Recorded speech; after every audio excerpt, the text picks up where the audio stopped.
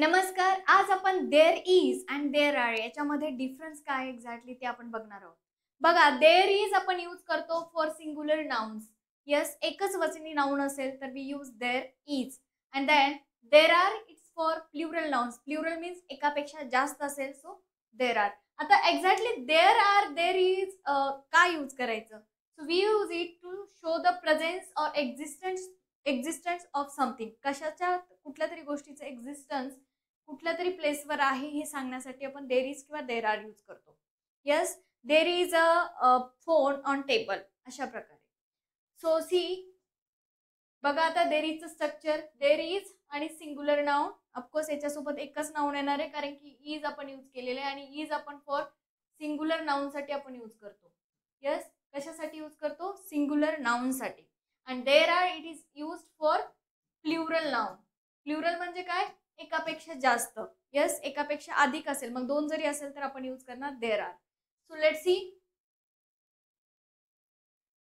There is. पहिले आपण there is बघूया की देर इज कसं यूज करायचं. Wien talking about one person, एकाच पर्सन बद्दल, एकाच ठिकाणाबद्दल किंवा ॲनिमल किंवा थिंग, एकाच गोष्टीबद्दल, एकाच पर्सन बद्दल, व्यक्तीबद्दल, ॲनिमल बद्दल, प्राण्याबद्दल जर आपण बोलत असेल तर आपण यूज करतो देर इज. बघा आता, there is a cat on the roof. Preposition आलंय. There is cat on the roof. Cat आहे कुठे? छतावर. Yes, there is cat on the roof. There is a book on the table. तिथे book आहे कुठे? टेबलवरती. So there is a problem, एक समस्या आहे. सो देर इज एक आहे असा त्याचा अर्थ होतो. काही आहे, काही असेल तरी एक आहे. So there is. सो टेबलावर एक पुस्तक आहे, टेबलावर चेअरवर एक मोबाईल आहे. There is mobile on chair. So चेअरवर एक मोबाईल आहे. अशा प्रकारे आपण देर इज यूज करतो. देर आर बघा अनेक वचनी आहे. आर हा जो हेल्पिंग वर्ब आहे, जो टू बीचा फॉर्म आहे, हा आपण प्लुरल साठीच यूज करतो, म्हणजे प्लुरल नाउन साठी यूज करतो. सो देर आर म्हणजेच अनेक वचनी. सो कसं यूज करणार बघा. There are two cats on the roof, म्हणजे दोन कॅट्स आहे. देर आर, आर म्हटल्यानंतरच आपल्याला लक्षात येतं की एकापेक्षा जास्त आहे. So there are two cats on the roof. There are many books on the shelf. There are many books on the shelf, म्हणजे शेल्फ म्हणजे रॅक वगैरे असतं ना, त्याला पण म्हणतो.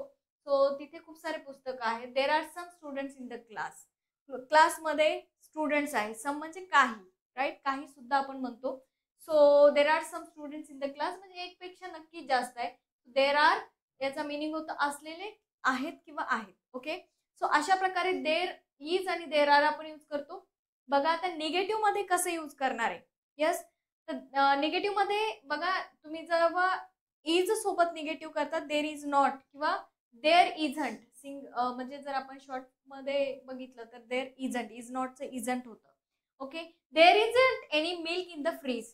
फ्रीज मध्ये काहीच मिल्क नाही, फ्रीज मध्ये दूध नाही आहे. Okay, there are not, there aren't आपण असं पण म्हणतो त्याला. देर आरंट, आरंट म्हणजेच नाही, एकापेक्षा जास्त गोष्टी नसेल तर. There aren't any apples on the table. टेबलावर एकही सफरचंदे नाहीयेत. टेबलावर सफरचंदे नाहीयेत म्हणजे नाहीयेत, एकापेक्षा जास्त आहे. So there is, there is not, there are, there are not, असं पॉझिटिव्ह निगेटिव्ह तुम्ही करू शकता.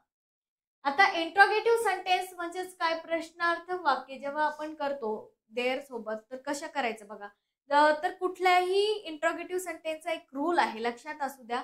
जेव्हा तुम्ही कुठलाही क्वेश्चन्स बनवता, एस नो टाईप, म्हणजे ज्याला आपण हो किंवा नाहीचा क्वेश्चन असं म्हणतो, हो किंवा नाही मध्ये आपल्याला आन्सर द्यायचं असतं. सो असा क्वेश्चन जेव्हा असेल तर क्वेश्चन जो स्टार्ट होतो तो हेल्पिंग वर्बने स्टार्ट होतो. रिमेंबर इट, म्हणजे हे कुठेही लक्षात ठेवा. Question will start with helping verb. So बघा, is there.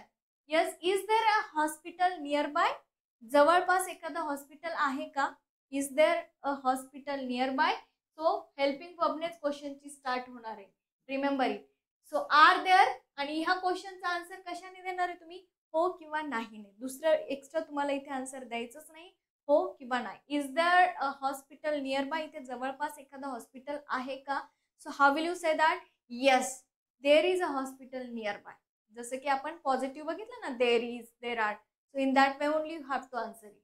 Are there any shops here. जवळपास कुठे दुकानं आहेत का? सो अशा प्रकारे are there any shops here. So are इथे सुरुवातीला आलं का, कारण की हे हेल्पिंग वर्ब आहे. आणि जेव्हा तुम्ही इंट्रोगेटिव्ह मध्ये प्रश्न विचारतात, इंट्रोगेटिव्ह तुमचा सेंटेन्स असेल तेव्हा हेल्पिंग वर्ब हे सुरुवातीलाच येणार आहे. बघा आता कंपॅरिझन करायचं आहे तर कसं करणार. There is a pen on the desk. डेस्कवर एक पेन आहे. One object there is. एकच ऑब्जेक्ट असेल तर यूज करणार आहे तुम्ही there is. There are pens on the desk. एकापेक्षा जास्त पेन असेल तर डेस्कवर पेन्स आहेत एकापेक्षा जास्त. इथे काय मेनी ऑब्जेक्ट देर आर, म्हणजे एकापेक्षा जास्त ऑब्जेक्ट असेल तर there are. There isn't a charger here.